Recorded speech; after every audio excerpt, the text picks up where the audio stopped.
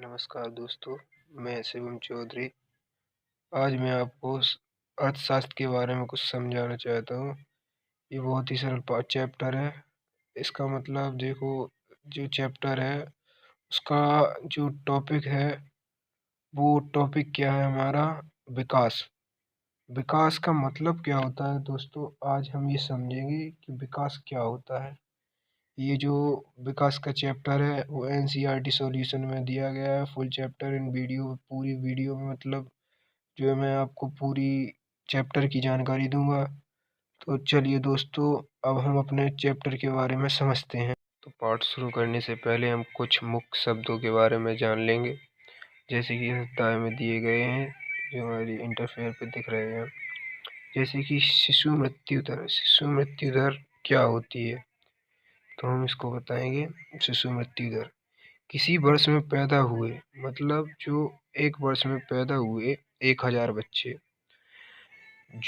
बच्चों में से, किसी 1000 बच्चों में से, जैसे हमारे क्षेत्र में 1000 बच्चे पैदा हुए, उसमें से एक वर्ष की आयु से पहले मर जाने वाले, मतलब जो क्या है, इसमें किसी कारणवश उन बच्चों की मृत्यु हो जाती है, तो उन्हीं को, जो जीवित बच्चे हैं और जो मरे हुए बच्चे हैं, उनके बीच में बनने वाला अनुपात शिशु मृत्यु दर कहलाता है। उसी प्रकार साक्षर दर है, जैसे कि 7 वर्ष और उससे अधिक आयु के लोगों में साक्षर जनसंख्या का अनुपात। जैसे 7 वर्ष से अधिक आयु के लोग, जो पढ़े लिखे लोग होते हैं, 7 वर्ष से अधिक पढ़े लिखे लोग होते हैं, उनके बीच और अधिक आयु, मतलब जो 7 वर्ष से छोटे होते हैं, उनके बीच में बनने वाले जो दर होती है, उसे हम साक्षरता कहते हैं। बिल्कुल सेम ऐसा ही है, बस इसमें जो है संख्या निर्धारित है, इसमें संख्या निर्धारित नहीं है। जैसे कि हमारे क्षेत्र वगैरह में 20 लोग दिए गए हैं, 20 में से 10 लोग पढ़े लिखे हुए हैं, तो इनके और इनके बीच में बनने वाला जो अनुपात होगा वह साक्षर दर होगा। अब आगे पढ़ते हैं, जैसे निवल उपस्थिति अनुपात। निवल अनुपस्थिति अनुपात को उपस्थिति दर भी कहते हैं। इस 14 तथा 24 वर्ष की आयु के स्कूल जाने वाले स्कूल जाने वाले कुल बच्चे मतलब जो स्कूल जा रहे हैं बच्चे, उनमें से जो कुल बच्चे स्कूल जा रहे हैं, उनकी जो उपस्थिति वहाँ पर जो उनकी प्रेजेंट लग रही है, उपस्थिति लिख रही है, उसी को उपस्थिति दर कहेंगे हम। कुल बच्चों, जो बच्चे जा रहे हैं स्कूल, उसी को हम कुल बच्चों की उपस्थिति दर कहेंगे। तो दोस्तों, अब हम पढ़ेंगे विकास। विकास जो मेन टॉपिक हमारा दिया गया है, विकास। विकास क्या होता है? तो दोस्तों, विकास का शाब्दिक अर्थ क्या होता है? जो होता है प्रकृति। जो विकास का शाब्दिक अर्थ है वही प्रकृति होता है। जैसे कि हमारे पहले के समय में इस प्रकार का जो है, हमारे टाइपिंग के लिए ऐसा प्रयोग किया जाता था, लैपटॉप टाइप का। लेकिन जो आज के समय में है, हमारे पास एक कंप्यूटर, एक लैपटॉप दिया गया है जो हमारे सरफेस पे है। ये क्या है? इसका विकसित रूप है। जैसे ही पहले हमारे पास जो क्या होता था, हमारे पास एक मतलब एक टेलीविज़न टाइप का, या टेलीफ़ोन मान लो, हमारे पास एक टेलीफ़ोन दिया गया होता था। बट क्या आज के समय में वही जो टेलीफ़ोन है, आज वो इतने विकसित हो चुका है कि वो हमारे पॉकेट में आने लगा है। मतलब धीरे-धीरे इसमें क्या हुआ? विकास हुआ। यह इसी विकास को, इसी प्रगति को हम क्या कहते हैं? विकास। तो आप लोग मुझे उम्मीद है आप लोग समझ गए होंगे कि विकास क्या होता है। तो हम इसकी परिभाषा को पढ़ लेते हैं। किसी भी वस्तु का बढ़ना, मतलब किसी वस्तु का विकसित होना या बढ़ना, पहले से और मजबूत होना, विकास कहलाता है। जैसे कि ये टेलीफोन दिया गया है। ये टेलीफोन क्या है? इस टेलीफोन पहले इस प्रकार का होता था, फिर इसमें कुछ विकास हुआ तो यह इस प्रकार के आने लगा। बट इसमें और ज़्यादा विकास हुआ, कुछ समय चेंजेस हुए, ये इस प्रकार का आने लगा। धीरे धीरे यह विकास इसमें होता गया और ये जो होता गया, इसमें विकास होता गया और इसमें फीचर आते गए, नए नए अपडेट्स आते गए, जो कि आज इतना विकसित हो चुका है कि आज हम इसका साधनपूर्वक उपयोग कर लेते हैं। और जो ये मोबाइल है, इसका हर तरीके से, केवल कॉल ही करने के लिए नहीं, हर तरीके से इसका यूज़ करने लगे हैं। ये जो है मोबाइल जो है आजकल हर आदमी के लिए बहुत ही आवश्यक है। तो हम पढ़ेंगे विकास क्या वादा करता है। तो हम यहाँ पढ़ेंगे कि विकास मतलब कोई व्यक्ति क्या सोचता है विकास के बारे में, कि उसकी अलग अलग क्या सोचें होती हैं। विभिन्न व्यक्ति का लक्ष्य क्या होता है, मतलब उसकी लक्ष्य में मतलब होता है सोच, उसका सोच क्या होता है विकास के प्रति। तो जैसे कि हम देखेंगे कि एक भूमिहीन ग्रामीण मजदूर सोचेगा, एक भूमिहीन ग्रामीण मजदूर क्या सोचेगा, तो हम इसके बारे में पढ़ेंगे।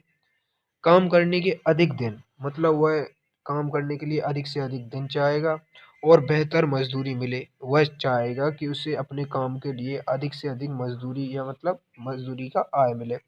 स्थानीय स्कूल उनके बच्चे को उत्तम शिक्षा, मतलब क्या है कि वो चाहेगा कि उसके बच्चों को सस्ती और अच्छी से अच्छी, उसके आसपास जो प्राथमिक स्कूल है उनमें अच्छी से अच्छी शिक्षा प्रदान की जाए और कोई सामाजिक भेदभाव ना हो, मतलब उसमें उसके प्रति समाज में कोई भी सामाजिक भेदभाव ना हो। और वह अगर चाहे तो वह नेता भी बन सके, मतलब उसका बराबरी का हर चीज़ उसको बराबरी से मिल सके। उसको ऐसा नहीं लगना चाहिए कि मैं छोटा हूँ या ये मुझसे कुशल है तो इसे ज़्यादा मतलब बढ़ावा दिया जा रहा है। वह भी उस समानता का मतलब उसको भी उतनी ही समानता मिलनी चाहिए। जबकि एक समृद्ध किसान, मतलब अब अभी पढ़ रहे थे हम भूमिहीन ग्रामीण मजदूर क्या सोचता है, लेकिन अब हम पढ़ेंगे एक समृद्ध किसान क्या सोचता है। एक समृद्ध किसान उपज के लिए ज़्यादा समर्थन मूल्य, मतलब वह अपनी जो भूमि में जो फसल उगा रहा है, जो फसल उगा रहा है उसको उसको बेचने के लिए वह अच्छी आय चाहता है। जैसे कि हमारे क्षेत्र में 8 रुपए गेहूं का मूल्य चल रहा है, लेकिन वह चाहता है कि उसे अच्छी आय मतलब अच्छा समर्थन मूल्य उसे 10 रुपए दिए जाए। उसी प्रकार मेहनत और सस्ती मजदूरी, मतलब काम करने में लोग अधिक से अधिक उसके खेतों में मेहनत करें। मजदूरों द्वारा उच्च पारिवारिक आय, मतलब मजदूर जो क्या है, मजदूर काम तो अधिक करे, लेकिन यहाँ वो कह रहा है कि मजदूरी कम लें मुझसे, जो मजदूरी मैं दूंगा उन्हें वो कम होनी चाहिए। जिससे क्या होगा, उसकी पारिवारिक आय बढ़ेगी और उसकी पारिवारिक आय में अंतर आएगा। आइए एक और उदाहरण पर चर्चा करें। जैसे एक उद्योगपति अधिक बिजली पाने के लिए ज़्यादा बांध बनाना चाहता है। जैसे कि एक उद्योगपति है, वह बिजली बनाने के लिए अधिक से अधिक बांध बनाना चाहता है, लेकिन बांध बनाने के लिए उसे ज़मीन ज़्यादा लगेगी। मतलब जहाँ पर वह डैम बनाएगा वहाँ क्या होगा, वहाँ के जो आसपास के खेत वगैरह या जो भूमि के टुकड़े होंगे वो क्या हो गए, ज़मीन के जलमग्न हो जाएंगे। वहाँ क्या होगा, जब यहाँ बांध बनेगा तो यहाँ आसपास की जो भूमि है, यहाँ जो जल फैलेगा तो इस भूमि पे ये ढक जाएगी ये भूमि। तो क्या होगा, उनके आसपास रहने वाले लोगों का जीवन अस्त व्यस्त हो जाएगा। जैसे कोई यहाँ पर रह रहा है या उसका खेत या उसके पास थोड़ी सी ज़मीन है, तो क्या होगा, ये पानी जब डैम बनाया जाएगा तो ये भूमि जलमग्न हो जाएगी। वो इसी ज़मीन के प्रति मतलब कमा के खा रहा है या इस ज़मीन से उगा के खा रहा है, अब उसके पास कुछ नहीं बचा तो क्या होगा, उसका जीवन अस्त व्यस्त हो जाएगा, वह बेकार हो सकता है। जैसे आदिवासी कोई जंगल में रहते हैं, हम अपने औद्योगिकरण को बढ़ाने के लिए क्या करते हैं, जंगलों को काट देते हैं या उसकी जगह पे डैम वगैरह या कुछ भी अन्य ऐसी चीज़ें बना देते हैं जिससे आदिवासियों को वहाँ से हटना पड़ता है। लेकिन आदिवासी क्या है, जंगल ही उनका सब कुछ है, जंगल के अलावा वह कहीं पर तो रहते नहीं हैं। तो वो क्या करेंगे, इसका विरोध करेंगे। हो सकता है कि लोग इनका विरोध करें, जैसे कि मैंने बताया कि वो इसका विरोध भी कर सकते हैं पर बांध के विपरीत। लेकिन वह बांध के अलावा खेतों की सिंचाई के लिए छोटे चेक बांध और तालाब पसंद करेंगे, लेकिन वह अपनी सिंचाई के लिए बड़ा डैम तो नहीं यूज करेंगे क्योंकि उनकी जमीन जो जलमग्न हो जाएगी, लेकिन वह छोटे चेक बांध और तालाब बनाना चाहेंगे जिससे उनके खेतों की सिंचाई हो सके अच्छी तरह। इस तरह दो बातें साफ हैं। एक अलग अलग लोगों के विकास के लक्ष्य भिन्न भिन्न हो सकते हैं। मतलब इसमें क्या है, किसी भी व्यक्ति की जो विकास के प्रति सोच है वह अलग अलग हो सकती है। दूसरा, एक के लिए जो विकास है, मतलब जो कार्य एक के लिए विकास है वह दूसरों के लिए विकास ना हो, यहाँ तक कि वह दूसरे के लिए विनाशकारी भी हो सकता है। जैसा कि हम इन दो चित्रों के माध्यम से ये बात समझेंगे। हमारे गांव में क्या है, जब वर्षा होती है तो हम बहुत खुश होते हैं क्योंकि वर्षा के बाद ही हम अपनी फसल को बोते हैं। हमें अपनी फसल उगाने के लिए अधिक वर्षा की आवश्यकता होती है। लेकिन उसी प्रकार शहर के लोग वर्षा को कुछ लोग जो होते हैं वर्षा को कम कम पसंद करते हैं, क्योंकि जो शहर होता है वह पक्कीकरण होता है, वहाँ पक्की सड़कें पक्के मकान वगैरह होते हैं जिससे जो पानी है जल मतलब जमीन के अंदर नहीं जा पाता है और वहाँ क्या होता है, पानी भर जाता है जिसके कारण वहाँ गंदगी और क्या होता है, गंदगी होती है। गंदगी के कारण वहाँ पर बीमारी उत्पन्न होती है, इसके जिससे वो शहर के लोग वर्षा को पसंद नहीं करते हैं। अब जैसा कि हम जानते हैं, आय और अन्य लक्ष्य, मतलब अच्छी आय चाहते हैं और आय के प्रति और दूसरे दूसरी सोच के प्रति विकास कैसे कार्य करता है, इन सब का यह पता चलता है कि लोग चाहते हैं कि उन्हें नियमित काम मिले। मतलब जो मजदूर लोग चाहते हैं उन्हें नियमित काम मिले, जो मजदूर है जो रोज कमा के खा रहा है उसे नियमित काम मिले, बेहद बेहतर मजदूरी मिले। वह अपनी मेहनत के लिए अच्छी मजदूरी चाहता है, अपनी उपज अथवा आय उत्पादों के लिए अच्छी कीमत। जो हमारा समृद्ध किसान है वह जो फसल उगा रहा है उसके लिए उसे अच्छी मतलब अच्छी आय मिले, अच्छी कीमत मिले। दूसरे शब्दों में वह ज़्यादा आय चाहता है, मतलब सीधा है कि वह अपनी फसल या अपनी मेहनत का ज़्यादा मूल्य चाहता है। आय के अलावा और अन्य महत्वपूर्ण लक्ष्य क्या है, मतलब केवल आय ही विकास के लिए सब कुछ है या और भी चीज़ें ऐसी हैं जो विकास के लिए बहुत महत्वपूर्ण है। जैसे बराबरी का व्यवहार, हमें अपनी समाज में बराबरी का व्यवहार मिलना चाहिए। सुरक्षा, मतलब हमें अपने काम के प्रति सुरक्षा मिलनी चाहिए। जैसे कि हमने आज यहाँ पर काम किया तो अगले दिन ये काम हमें ही मिलना चाहिए। जैसे कि हम आज एक नौकरी करते हैं तो क्या है, हमें इस नौकरी से हटाया ना जा सके, इसी को काम की सुरक्षा कहती है। स्वतंत्रता, स्वतंत्रता क्या होता है कि हमें अपने कार्य के लिए स्वतंत्रता मिले, हम जो कर रहे हैं उसके लिए हम स्वतंत्र हैं, हम किसी के लिए मतलब परतंत्र नहीं होंगे। कोई भी हमें कुछ भी कहे, चाहे हम उसके प्रति आय मतलब जो हम मूल्य जरूर ले रहे हैं लेकिन हम उसके क्या गुलाम बन जाएंगे, नहीं। हम स्वतंत्र हैं, हम काम कर रहे हैं, इसके प्रति वो हमें कीमत दे रहा है उसकी, लेकिन हम स्वतंत्र हैं। दूसरों से आदर मिलने की इच्छा, हम दूसरों से अपने लिए सम्मान प्राप्त करने की इच्छा रखते हैं। आइए इसे एक उदाहरण से समझते हैं। अगर आपको कहीं दूर दराज के इलाकों में नौकरी मिलती है, जैसे कि आप कहीं दूर दूर कहीं पे भी अगर आपकी जॉब लगती है, मान लो सरकारी जॉब लगती है, भगवान करे सबकी जॉब लग जाए, मैं तो यही चाहता हूँ आप लोग सब लोग आगे बढ़े। दूर दराज पे आपकी नौकरी मिल लगती है, सरकारी नौकरी लगती है, उसे स्वीकार करने से पहले आय आय की अतिरिक्त, मतलब वहाँ पर अच्छी आय तो मिल रही है लेकिन बहुत से कारकों पर विचार करिए, मतलब वहाँ अच्छी आय मिल रही है लेकिन हम क्या वहाँ की केवल आय ही देखेंगे या उसके अलावा भी कुछ चीज़ें देखेंगे। जैसे आपके परिवार के लिए क्या सुविधाएं उपलब्ध हैं, मतलब जहाँ हम शहर से बाहर अगर हम कहीं पे नौकरी करने जा रहे हैं तो क्या वहाँ पर हमारे परिवार के लिए अच्छी सुविधाएं, क्या हमारे वहाँ पर आसपास स्कूल है जिससे हमारे बच्चे पढ़ सकें, क्या हमारे आसपास बाजार है जिससे हमारी सुविधाएं हमारे लिए उपलब्ध कराई जा सके। आगे, काम करने का वातावरण कैसा होगा, वहाँ का वातावरण कैसा होगा, जैसे या वहाँ पर हम काम कर रहे हैं वहाँ के लोग कैसे हैं, वहाँ के आसपास के व्यक्ति कैसे हैं जहाँ हम रह रहे हैं। सीखने का अवसर हो, मतलब वहाँ पर हम काम कर रहे हैं तो क्या हमें एक ही एक काम मिलेगा या हमें वहाँ पर अन्य चीज़ें भी सीखने के लिए मिलेगी। काम के दिनों की संख्या कितनी होगी, मतलब वहाँ पर हमें क्या एक ही महीने के लिए रखा जा रहा है, नहीं, हमें वहाँ पर अधिक कार्य मिलना चाहिए, एक लंबे समय तक काम मिलना चाहिए।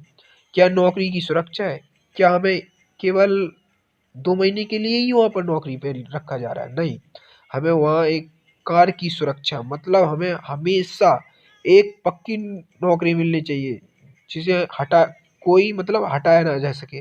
जैसे कोई प्राइवेट लिमिटेड कंपनी हुई, उसने कुछ समय के लिए आपको रखा, जब तक आप उसको उसका विकास करोगे, उसकी मतलब प्रगति करोगे, तब तक तो वो आपको रखेगा। लेकिन जब आप उसके लिए कुछ नहीं बचोगे, आप जब उसको सफलता नहीं दोगे, तो आपको हटा देगा। तो ये क्या हो गया, कार की मतलब नौकरी की असुरक्षा हो गई।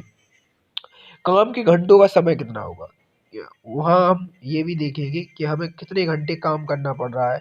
क्या हम सुबह 7 बजे से क्या 12 बजे तक काम करेंगे, नहीं, हमें एक निश्चित समय मिलना चाहिए। जैसे कि हम 10 बजे से 6 बजे तक काम करें, तो एक निश्चित समय मिलना चाहिए। छुट्टी के दिनों की संख्या, क्या हमें उन्हें वहाँ पर हमारी छुट्टियों के पैसे कटेंगे, नहीं, हमें एक छुट्टी मिलनी चाहिए जैसे कि हमारे त्योहारों पर छुट्टी दी जाती है। अतः क्या होता है, जो लोग होते हैं वो जहाँ पर जॉब करने जाएंगे वहाँ पर मिली जुली चीज़ें मिली जुली लक्ष्यों को देखें, जो मिली जुली चीज़ें हैं, जो हमारी आसपास की सुविधाएं भी देखेंगे और आय भी देखेंगे। इसलिए लोगों के विकास के लक्ष्य इसलिए लोगों के विकास के लक्ष्य केवल बेहतर आय ही नहीं होते, बल्कि जीवन में अन्य महत्वपूर्ण चीज़ों के बारे में भी होते हैं। हमें केवल विकास करने के लिए यहाँ कहीं पे मतलब लोगों के विकास के लिए ओनली आय की ज़रूरत नहीं होती, हमें वहाँ पर कुछ अन्य महत्वपूर्ण चीज़ें देखनी पड़ती हैं, सुविधाएं वगैरह देखनी पड़ती है, जैसा कि मैं आपको बता चुका हूँ पहले। अब हम बात करते हैं राष्ट्रीय विकास। राष्ट्रीय विकास क्या होता है, क्या सभी विचारों को बराबर का महत्व दिया जा सकता है? आप ही लोग बताइए, क्या हमारे भारत के लोग सभी लोग किसी काम को करने की सोचते हैं, मतलब कोई अलग सोचता है, कोई व्यक्ति अलग सोचता है, ये कुछ बोलेगा ये कुछ बोलेगा, तो क्या हमारे देश के प्रधानमंत्री उसकी बात मानेंगे? नहीं, उस पर सोच विचार करेंगे। आगे बढ़ते हैं। या यदि परस्पर विरोधी है तो निर्णय कैसा किया जाए? क्या हुआ है, मतलब ये जो दो व्यक्ति हैं, ये कुछ अन्य बात कह रहा है, ये कुछ अन्य बात कह रहा है, यह इसका विरोध कर रहा है, तो क्या करेंगे हम, इसका समर्थन करेंगे? नहीं, हम दोनों की पहले बात सुनेंगे, उसकी बीच का रास्ता निकालेंगे, बीच की रास्ता को निकालेंगे, तब तो इसकी प्रॉब्लम दोनों की सॉल्व होगी ना। सभी के लिए न्यायपूर्ण और सही राय क्या होगी, मतलब हम सीधा साफ है न्यायपूर्ण। जब ये एक दूसरे के परस्पर विरोधी हैं तो हम इसके लिए बीच का रास्ता निकालेंगे, वो क्या हो गया, एक न्यायपूर्ण बात हो गई, एक न्यायपूर्ण रास्ता हो गया। सही राह मतलब अच्छी अच्छी रास्ता दिखाएंगे उन्हें, ना कि उन दोनों को लड़ाएंगे, अच्छी बात बताएंगे लोगों को, अच्छी इसका एक ऐसा सॉल्यूशन निकालेंगे जिससे वो ये दोनों संतुष्ट हो जाए।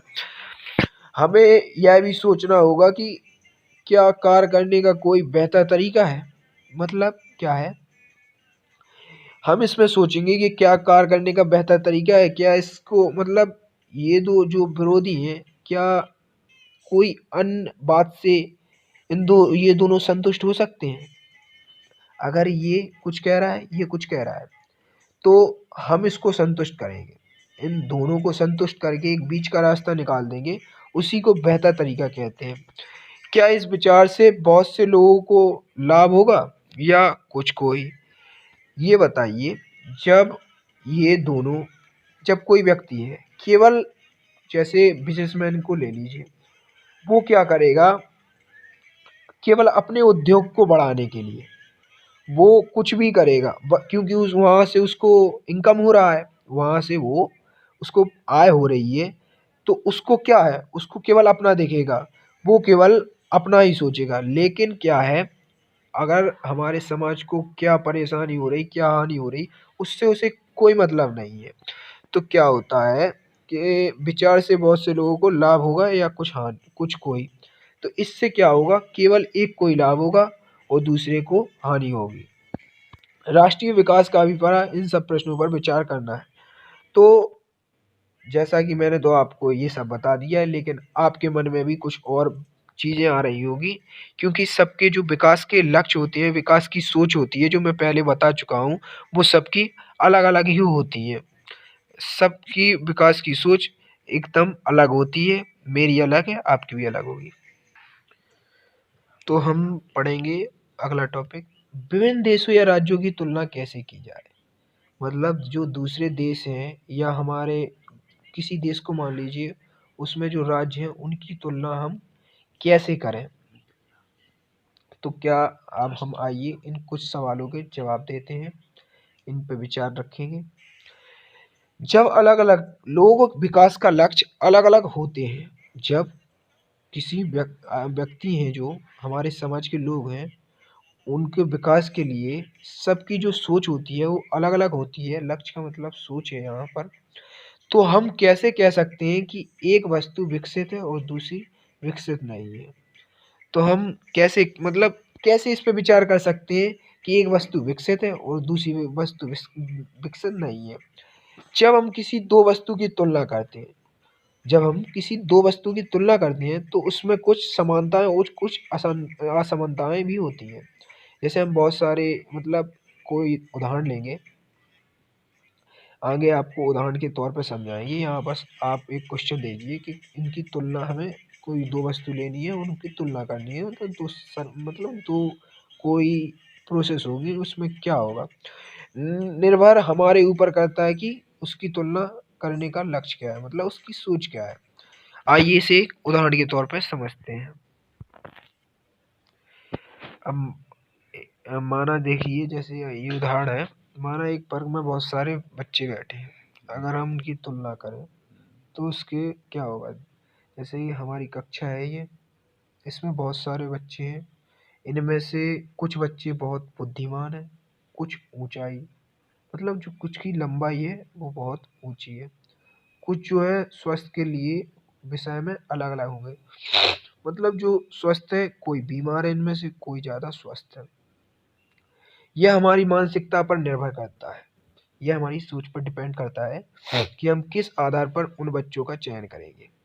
अब हम मान लीजिए कहेंगे कि बुद्धि के आधार पर, तो जो इसमें से ज़्यादा तेजस्वी या जो ज़्यादा बुद्धिमान होंगे, हम उनका अलग, मतलब उनकी तुलना करेंगे। जो अगर हमने इनमें से पूछ लिया ऊंचाई, तो हम इनमें से ऊंचाई वालों को बताएंगे। जैसे हमने 20 बच्चे ले लिए, 20 बच्चे में से हमने बोला कि इनमें से 4 बच्चे बहुत होशियार हैं, तो हम इस यहाँ पर किसकी बात कर रहे हैं, बुद्धि की बात। तो हम क्या करेंगे, यहाँ हम बोलेंगे 4 बच्चे बहुत होशियार हैं, तो ये क्या है, 20 बच्चों की अपेक्षा 4 बच्चे बहुत होशियार हैं। तो ये क्या हो गया, बुद्धि के आधार पर हमने सोच लिया। अब यही बोल दिया हमने कि ऊंचाई की, हमने बोल दिया कि 10 बच्चे बहुत लंबे हैं, तो यहाँ क्या है, हमने ऊंचाई मतलब 20 बच्चों की अपेक्षा हमने यहाँ बोला कि 10 बच्चे बहुत ऊंचे हैं। स्वास्थ्य के विषय में यही हम बोल देंगे कि मतलब कौन ज़्यादा, मतलब कौन स्वस्थ है कौन अस्वस्थ है, इनकी तुलना कर लेंगे। इसी तरह देश में भी दूसरे देशों से तुलना की जाती है। इसी प्रकार जैसे हमने एक क्लासरूम की तुलना की, उसी प्रकार देशों और राज्यों की भी तुलना की जाती है। अब आगे पढ़ेंगे। जैसे देशों की तुलना करने के लिए उनकी आय, मतलब जो उनकी आय है, सबसे महत्वपूर्ण कारक है या विशिष्टता है जो समझी जाती है, वही है।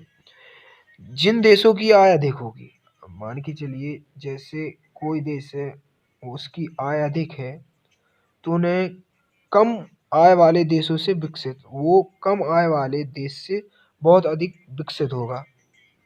राष्ट्रीय आय क्या होती है, राष्ट्रीय आय, यहाँ पर आय है, गलती से आय लिख गया। एक राष्ट्र के अंदर उपस्थित नागरिक, सारे नागरिकों, जो हमारे एक देश में जो उपस्थित सारे नागरिकों की आय को जोड़कर, मतलब जैसे कि हमारे देश में 5 लोग हैं, 1 2 3 4 5, ये जो 5 लोग हैं इनमें से एक 4 मतलब 5 रुपये कमाता है, एक 4 रुपये कमाता है, एक 3 रुपये कमाता है, एक 2 रुपये कमाता है, एक 1 रुपये कमाता है। ये जो हमने ले लिए, ये हमारे देश के 5 लोग हैं, इनकी आय अलग अलग है। तो क्या हम इन्हें तो जोड़ेंगे? क्या हम नागरिकों की संख्या जोड़ेंगे? नहीं, क्योंकि हमारे देश में कई नागरिक हैं, बहुत ज़्यादा हैं, कई कम कमाते हैं, कई ज़्यादा कमाते हैं, इसलिए हम इनकी क्या है आयों को जोड़ दिया जाए। तो इससे तो उससे हमारे पास राष्ट्रीय आय आ जाती है। जब हम इन सबको जोड़ेंगे तो हमें क्या प्राप्त होगी? राष्ट्रीय आय। हमारे देश के पाँचों लोगों की जब ये हम आय जोड़ेंगे तो ये हमारी होगी राष्ट्रीय आय। लेकिन कुल आय से हमें औसत आय के विषय में जानकारी नहीं मिलती। लेकिन जो हमारा ये जो राष्ट्रीय आय मतलब ये कुल आय हो गई, इससे हमें औसत आय के विषय में जानकारी नहीं मिलती है। इसके लिए हम प्रति व्यक्ति आय की ज़रूरत होती है। मतलब प्रति व्यक्ति मतलब प्रत्येक लोग क्या कमा रहा है, मतलब इनमें से कोई एक क्या कमा रहा है उसकी जानकारी के लिए चलिए हम देखते हैं आगे। हम औसत आय का प्रयोग क्यों करते हैं? तो हम औसत आय का प्रयोग क्यों करते हैं ये हम यहाँ पर समझेंगे। देशों के बीच तुलना करने के लिए, देशों के बीच तुलना करने के लिए कुल आय इतना उपयुक्त माप नहीं है। जो हम देशों के बीच तुलना करेंगे उसमें से जो कुल आय है वो ज़्यादा महत्व माप नहीं होता है, क्योंकि देशों की जनसंख्या अलग अलग होती है। क्या है, हमारे देश की जनसंख्या अन्य देश की जनसंख्या अलग है, यहाँ की देश की जनसंख्या अलग है, तो क्या होगा ये अच्छी तरह से माप नहीं हो पाएगा। कुल आय की तुलना करने से हमें यह ज्ञात नहीं होगा कि औसत व्यक्ति क्या कमा सकता है। हमें कुल आय जब हमें पता है तो हम औसत आय प्रति मतलब औसत नहीं निकाल सकते कि प्रति व्यक्ति क्या कमा रहा है। क्या एक देश के लोग दूसरे देश के लोगों से बेहतर हैं? तो हम कैसे पता लगाएंगे? इसके लिए हमें औसत आय की तुलना करनी पड़ेगी, क्योंकि हम ऐसे तो बता नहीं सकते। कुल आय निकल आई तो क्या हम बता सकते हैं कि ये मतलब हमारा देश अच्छा है या खराब है, मतलब को ज़्यादा कमा रहा है या कम कमा रहा है? तो इसके लिए हम क्या करेंगे, प्रति व्यक्ति आय निकालेंगे। प्रति व्यक्ति आय या औसत आय, इसे प्रति व्यक्ति आय कहते हैं या औसत आय भी कहते हैं। देश की कुल जो क्या है, देश की कुल आय को कुल जनसंख्या से भाग देकर निकाली जाती है। जो हमारे देश की जो कुल आय थी, जैसे हमने मान के चलो वहाँ पर हमने जोड़ जाड़ के 20 कर दी, 20 जो आई वहाँ पर 5 लोग थे तो वहाँ हमने 5 से यहाँ क्या भाग दे दिया। आप लोग मैथ के स्टूडेंट हैं, आप इतना समझते हैं। को प्रति व्यक्ति आय भी कहा जाता है। इससे जो हमें प्राप्त होगा उसी को हम प्रति व्यक्ति आय कहेंगे। यहाँ हम देखेंगे सूत्र के माध्यम से अभिव्यक्ति आय या औसत आय। प्रति व्यक्ति आय, प्रति व्यक्ति आय हम आपको बता चुके हैं कि देश की कुल आय, जो हमारे यहाँ पर 5 देश दिए गए हैं, ये जो 5 देश दिए गए हैं इनकी जो प्रति व्यक्ति मतलब जो कुल आय है, कुल आय को हम जब प्लस कर देंगे, जोड़ देंगे, देश की कुल आय को जब जोड़ देंगे मतलब जब इनको जोड़ेंगे तभी हमें कुल आय पता चलेगी। आपको पहले बता चुका हूँ मैं। और इसको देश की जितनी जनसंख्या है, उस देश में जितने लोग हैं उससे भाग दे दिया जाए तो हमें प्रति व्यक्ति आय प्राप्त होगी। है ना मजेदार? तो हम देश का और देश खा की जो है, देश का और खा की तुलना करेंगे, इनमें से कौन मतलब ज़्यादा बेहतर है। तो हम जैसे देख रहे हैं कि यहाँ पहला जो व्यक्ति है 9,500 रुपये कमा रहा है, उसी के विपरीत जो खा वाला है वो 500 रुपये कमा रहा है। दूसरा व्यक्ति 10,000 10,500 रुपये कमा रहा है और यहाँ खा वाला 500 कमा रहा है। उसी प्रकार आप देखेंगे तीन क्या मतलब 9800 रुपये कमा रहा है। ये सब जो है अधिक रुपए कमा रहे हैं।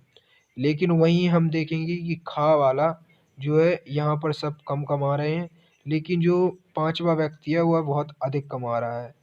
तो इनमें से जब हम सबको जोड़ेंगे, अरे 9,500, 10,000, 19,000 करीबन, 19 इतने, मतलब क्या है, ये जो है जोड़ के जो भी इसमें से जिसकी भी आय अधिक निकलेगी वो क्या है, एक विकसित देश कहलाएगा। जिसकी आय अच्छी होगी वही विकसित देश कहलाएगा। आय और अन्य मापदंड, अब देखेंगे कि आय और अन्य मापदंड, जब हम प्रति व्यक्ति आकांक्षाओं और लक्ष्यों को देखा तो पाया, क्या पाया, लोग बेहतर आय के बारे में नहीं सोचते। लोग बेहतर आय के बारे में नहीं सोचते, बल्कि वह अपनी सुरक्षा, हम आगे बढ़ चुके हैं, वह अपनी सुरक्षा चाहते हैं। दूसरे से आदर, वह दूसरों से आदर की भावना चाहते हैं और समानता का व्यवहार पाना, आज़ादी इत्यादि जैसी लक्ष्यों के बारे में सोचते हैं। हम जैसा आपको पहले बता चुके हैं कि विकास के लिए केवल आय ही जरूरी नहीं है, इसके लिए कुछ महत्वपूर्ण लक्ष्य भी बहुत आवश्यक हैं। जब तक वह लक्ष्य नहीं होंगे, केवल हमारी आय से हमारा विकास नहीं हो सकता है। ये मैं आपको दो दो तीन तीन बार इसलिए बता रहा हूँ क्योंकि विकास के लिए केवल आय ही एक जरिया नहीं है। इसी प्रकार जब हम किसी देश या क्षेत्र के बारे में सोचते हैं तो हम औसत आय के अतिरिक्त अन्य महत्वपूर्ण लक्ष्यों के विषय में भी सोचते हैं। जैसे कि आप लोग यहाँ देख रहे हैं कि इस तालिका में क्या है, चयनित राज्यों की प्रति व्यक्ति आय दी गई है। तो इसमें से हम क्या समझेंगे कि इसमें से कौन बेहतर है। तो हरियाणा की जो प्रति व्यक्ति आय है इतनी दी गई है और 1,62,034 जो है हरियाणा की प्रति व्यक्ति आय है। अब हम केरल की क्या है, 1,55,516। बिहार 34,168 रुपये। तो इसमें से सबसे अधिक जो प्रति व्यक्ति आय है वह जो है हरियाणा की है। तो इसमें से हरियाणा क्या है, एक विकसित राज्य है। इसी के विपरीत बिहार जो है सबसे गरीब राज्य में आएगा क्योंकि इस यहाँ की प्रति व्यक्ति बहुत कम है। क्या केवल इसी के आधार पर हम विकास को बांट सकते हैं, क्षेत्र को बांट सकते हैं? हर इसी प्रकार हम क्या अन्य चीज़ों की, राज्यों की तुलना अन्य चीज़ों से कर सकते हैं? आप लोग बताइए। अब यहाँ हम कुछ अन्य तरीके से हम इन राज्यों की तुलना करेंगे। जैसा कि आप लोग देख पा रहे हैं यहाँ पर जो है वही 3 राज्य लिए गए हैं। यहाँ हम शिशु मृत्यु दर के आधार पर, साक्षरता दर के आधार पर, निवल उपस्थिति अनुपात के आधार पर बात करेंगे। हरियाणा में क्या है, एक वर्ष में कितने, मतलब एक वर्ष में 36 बच्चों की मृत्यु होती है। वहीं केरल में 12 बच्चे और बिहार में 42। तो यहाँ कौन बेहतर होगा? जहाँ कम बच्चे मरेंगे वहाँ पर क्या होगा, वो बेहतर होगा। तो वहाँ पर हरियाणा बेहतर था मगर यहाँ पर केरल बेहतर है। अब साक्षरता की दर पे हरियाणा में जो है 82% लोग हैं, वहीं जो है केरल में 94% है और बिहार में 62% है। अब हम देखते हैं कि जो केरल है इसमें भी आगे निकल गया, अच्छी बात है। निवल उपस्थिति दर के अनुसार देखते हैं, जैसा कि यहाँ पर दिखाया गया है कि यहाँ पर जो उपस्थिति दर है 61% है और यहाँ पर जो है 83 है और यहाँ पर 43 है। तो इसमें यहाँ के बच्चे ज़्यादा पढ़े लिखे हैं, यहाँ के बच्चे ज़्यादा स्कूल जाते हैं, इसलिए इनकी उपस्थिति दर अधिक है। तो क्या हम देखते हैं, अभी आपका उत्तर वहाँ पर मन में क्या आ रहा था कि जो हरियाणा है वो प्रति व्यक्ति आय की तुलना में बहुत अधिक है, इसलिए वह बहुत अच्छा है, इसलिए मतलब जो हरियाणा है वह समृद्ध है। लेकिन अब आप समझ चुके होंगे, आपका आंसर में चेंजेस आया होगा जब हमने इन 3 चीज़ों की तुलना की, तो आपका उत्तर अलग आया होगा और अब मन में कुछ और सोचने लगेंगे। आप सोच रहे होंगे केरल बहुत आगे है, परंतु बिहार बिहार पीछे था और पीछे ही रहा, ये कहीं आगे नहीं बढ़ पाया। इससे हम कुछ और चीज़ों की भी जानकारी लेंगे। अब क्या है, हरियाणा में जो है कम अस्पताल बनाए गए होंगे, इसलिए वहाँ पर अधिक बच्चे बीमार हो रहे हैं। और वहाँ पर मतलब सरकार द्वारा जो हॉस्पिटल है उनकी बहुत मतलब कमी है, बहुत तो नहीं कह सकते लेकिन कमी है। केरल में है जो अधिक से अधिक हॉस्पिटल बनाए गए होंगे, जिससे वहाँ बच्चों में बीमारी ना फैले और बच्चे अधिक से अधिक जीवित रहें। वहीं बिहार बिहार एक बहुत पिछड़ा हुआ तुम्हारा राज्य है। बिहार में क्या है, बहुत ही कम हॉस्पिटल्स होंगे, जिससे वहाँ के बच्चे बीमार रहे होंगे। अब यही देखते हैं हरियाणा। हरियाणा में क्या है, 82% लोग पढ़ाई कर रहे हैं, साक्षर हैं। तो क्या है, यहाँ पर जो है कम स्कूल्स बनाए गए होंगे। और केरल में बहुत अधिक, जब साक्षरता यहाँ की अधिक है तो यहाँ हमें पता चल रहा है कि यहाँ अधिक से अधिक स्कूल बनाए गए होंगे, जिससे अधिक से अधिक बच्चे वहाँ पर जा सके और पढ़ाई कर सके। वही बिहार बिहार तो वो पीछे है, वो पीछे ही रहेगा, क्योंकि यहाँ पर जो है ना तो हॉस्पिटल है और ना ही स्कूल्स वगैरह बनाए गए हैं। अब आगे देखते हैं नेवल उपस्थिति दर। उपस्थिति दर में देखते हैं कि यहाँ के बच्चे 14 से 24 साल के बच्चे यहाँ पर केवल 61 बच्चे उपस्थिति दे रहे हैं, लेकिन केरल के जो है 83% मतलब 83 बच्चे उपस्थिति दे रहे हैं। तो क्या है, यहाँ के बच्चों में पढ़ाई करने का ज़्यादा मन है, तो यहाँ के बच्चे ज़्यादा साक्षर होंगे, इसलिए केरल के बच्चे ज़्यादा साक्षर हैं। और जब बिहार में जब स्कूल ही नहीं होंगे तो वहाँ बच्चे क्या कहाँ पर पढ़ने जाएंगे। वहाँ के बच्चों में की उपस्थिति दर अगर जो है भी तो वो बहुत कम है। सार्वजनिक सुविधाएं, ऐसा क्यों है कि हरियाणा में औसत व्यक्ति की आय केरल केरल के औसत व्यक्ति की आय से अधिक है। अब आइए हम कुछ बातों पर विचार करेंगे, लेकिन कुछ महत्वपूर्ण क्षेत्रों में वह केरल से पीछे है। अब यहाँ क्या है कि जो औसत आय है वह तो अधिक है, लेकिन क्या है, वह अन्य महत्वपूर्ण क्षेत्रों में केरल से पीछे रह जाता है। यहाँ के हरियाणा के जो लोग हैं वह काम पे अधिक महत्व देते हैं, जिससे वहाँ का आय अच्छा है।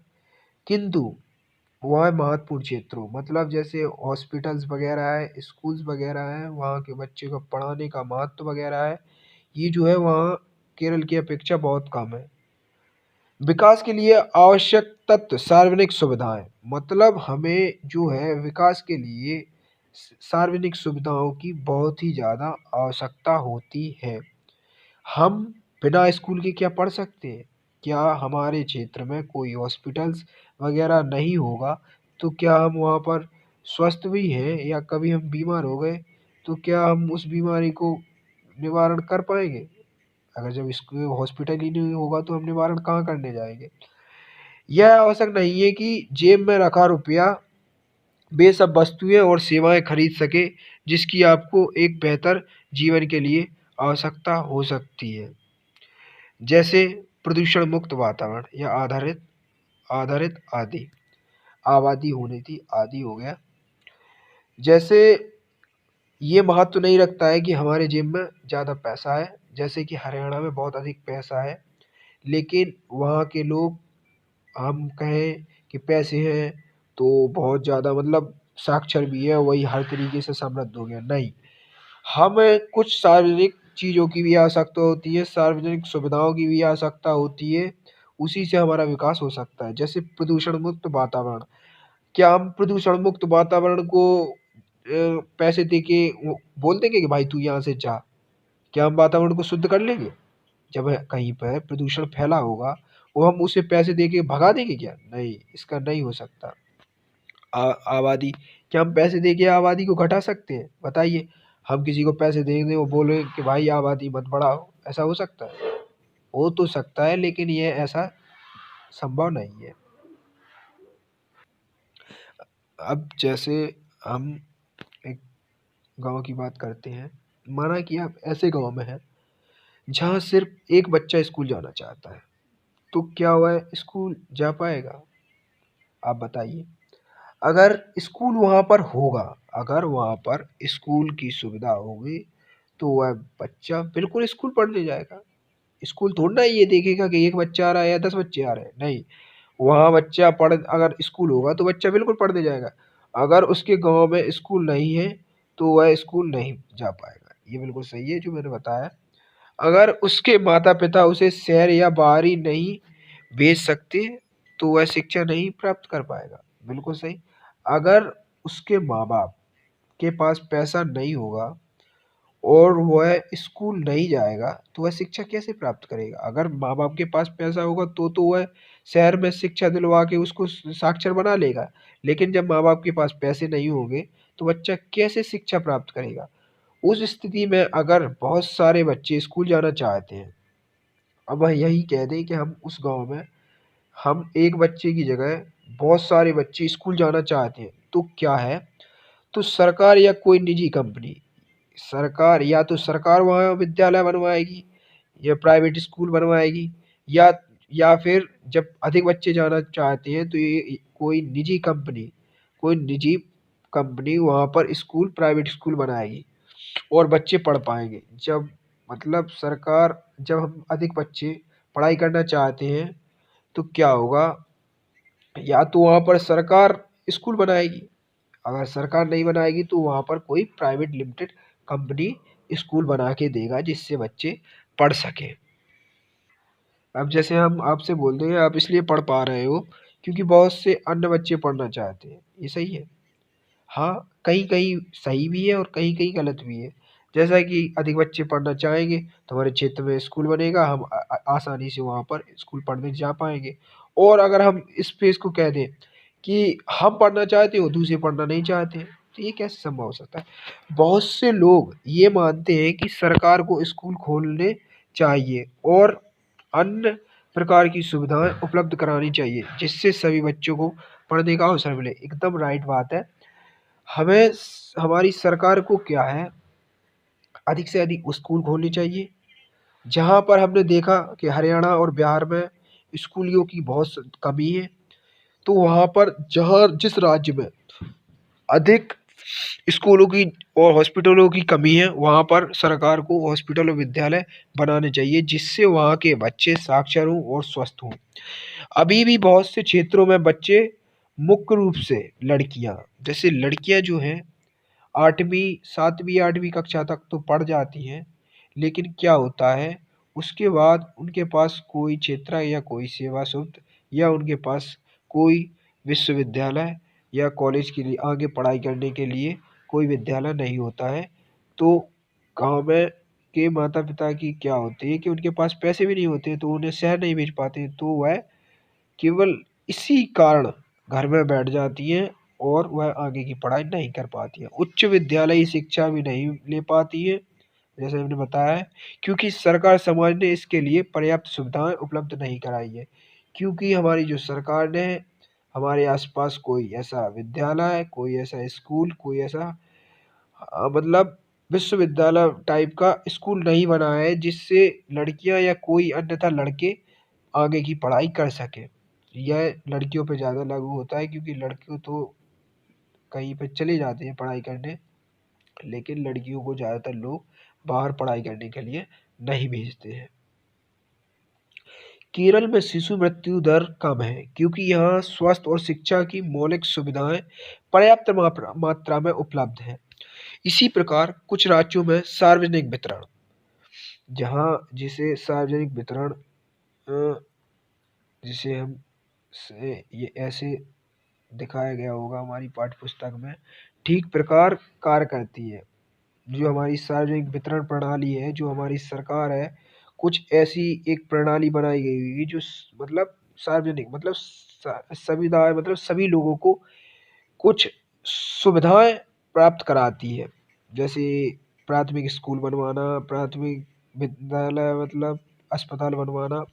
ऐसे राज्यों में लोगों के स्वास्थ्य और पोषण स्तर निश्चित रूप से बेहतर होने की संभावना होती है, जहाँ पर ऐसे सार्वजनिक वितरण प्रणाली स्कूल्स वगैरह, कॉलेज वगैरह, हॉस्पिटल्स वगैरह बनाएगी, वहाँ पर लोग स्वस्थ भी रहेंगे और ज़्यादा साक्षर भी रहेंगे। जैसा कि हमारे इंटरफेस पे दिखाया गया है कि वर्ष 2014 के लिए भारत और उसके पड़ोसी देशों के कुछ आंकड़े हमारे सामने हैं। जैसे श्रीलंका में क्या है, सकल जो सार्वजनिक राष्ट्रीय वितरण प्रणाली है, सकल राष्ट्रीय आय जो होती है प्रति व्यक्ति अमेरिकी डॉलर में जो है, यहाँ की जो पूरी एक वर्ष की आय जो होती है हमें 10,789 बताई गई है। ये जो है एक वर्ष की आय है। जन्म के संभावित आयु मतलब जन्म के समय से मृत्यु दर, मतलब यहाँ पर लोग 75 साल तक जीवित रहते हैं। और विद्यार्थी औसत आयु 25 वर्ष या उससे अधिक, मतलब यहाँ पर जो पढ़ाई करते हैं वह 25 वर्ष तक जो व्यक्ति शिक्षा प्राप्त करते हैं वो इतनी है। और विश्व में मानव विकास सूचांक HDI का क्रमांकन, मतलब उन्हें कितने नंबर पे उनका पूरे विश्व में नाम आया, वो है 73%। तो अब हम भारत की देखेंगे कि भारत में क्या है।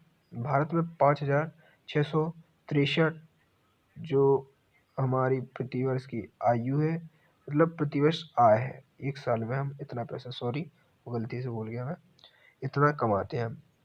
जन्म के समय मतलब हमारे यहाँ पर ओनली केवल 68 साल लोग जिंदा रहते हैं। विद्यालय औसत आयु हमारे यहाँ के लोग 25 वर्ष तक के जो मतलब विश्वविद्यालय मतलब जो कॉलेज जाने लगते जो बच्चे, वो केवल इतने ही हैं जो इतनी आगे तक पढ़ाई करते हैं। 6.3 यहाँ का जो विश्व में मानव विकास में HDI में जो क्रमांकन है वो 131 है।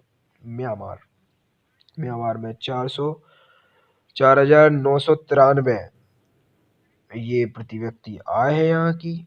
जन्म के समय की संभावित आयु मतलब यहाँ पर 66.1 वर्ष लोग जिंदा रहते हैं।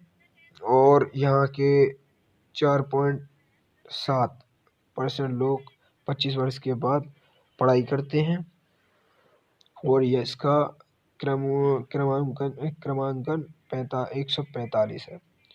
पाकिस्तान 5,031, 66.4, 5.1, 147। नेपाल 2.377, 70 वर्ष तक लोग जिंदा रहते हैं। 4.1 मतलब पढ़ाई करते हैं। 145 HDI में क्रमांकन है उसका।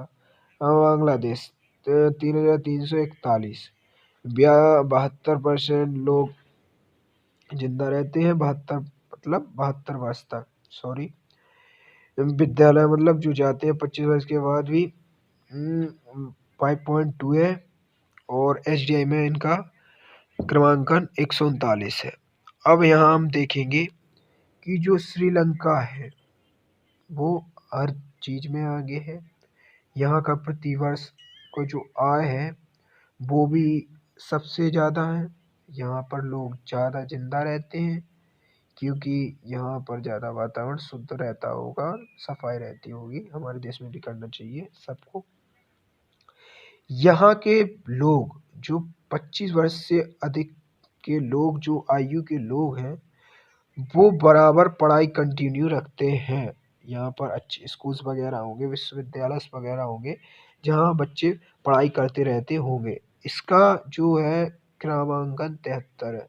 जब हम देखते हैं कि जिसका क्रमांकन जितना अधिक कम होता है वह उतना ही उत्कृष्ट होता है, उतना ही अच्छा होता है।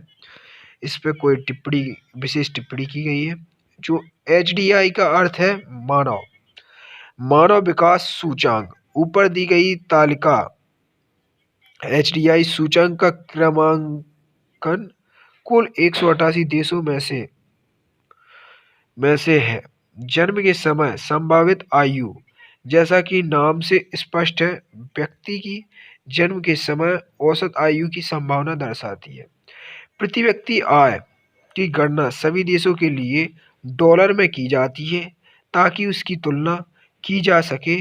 यह इस तरीके से भी की जाती है कि $1 किसी भी देश में समान मात्रा में वस्तुएं और सेवाएं खरीद सके। विकास की धारणा, अगला टॉपिक है विकास की धारणा। विकास की धारणा क्या होती है, पहले हम इसको समझ लेंगे अच्छी तरह से। विकास की धारणा क्या होती है कि कोई संसाधन वगैरह है, हम उसका यूज कैसे कर रहे हैं, किस प्रकार उसका हम यूज कर रहे हैं, वो इसमें बताया जाएगा। हम आजकल कुछ प्राकृतिक संसाधनों का असंतुलित रूप से प्रयोग कर रहे हैं, इसका दोहन कर रहे हैं। मतलब जो है सीधा साफ है, हम कुछ प्राकृतिक संसाधन मतलब जो डीजल पेट्रोल वगैरह है, जैसे डीजल पेट्रोल वगैरह है, उसका अधिक से अधिक उपयोग कर रहे हैं, जिससे क्या हो रहा है, वह तो खत्म हो ही रहा है, साथ ही साथ वातावरण में प्रदूषण भी फैला रहा है। हम ऐसा इसलिए कर रहे हैं क्योंकि हमें लगता है कि संसाधन प्रकृति द्वारा दिया गया मुफ्त उपहार है। हम सोच रहे हैं कि यह तो हमें मुफ्त में मिला है, इसे हम पूरी तरह से यूज करें, हमें क्योंकि ये तो हमें फ्री में मिल रहा है ना, इसका जितना चाहे यूज करो, ये तो आता जाएगा और भविष्य की आने वाली पीढ़ियों को उसकी ज़रूरत नहीं है। मतलब हम सोच रहे हैं कि हम ही इसका यूज़ करते रहें, आगे वाली पीढ़ी को इसकी ज़रूरत है नहीं। मतलब हम केवल यहाँ पर सेल्फिश बन चुके हैं, हम केवल अपने बारे में सोच रहे हैं, परंतु यह गलत है।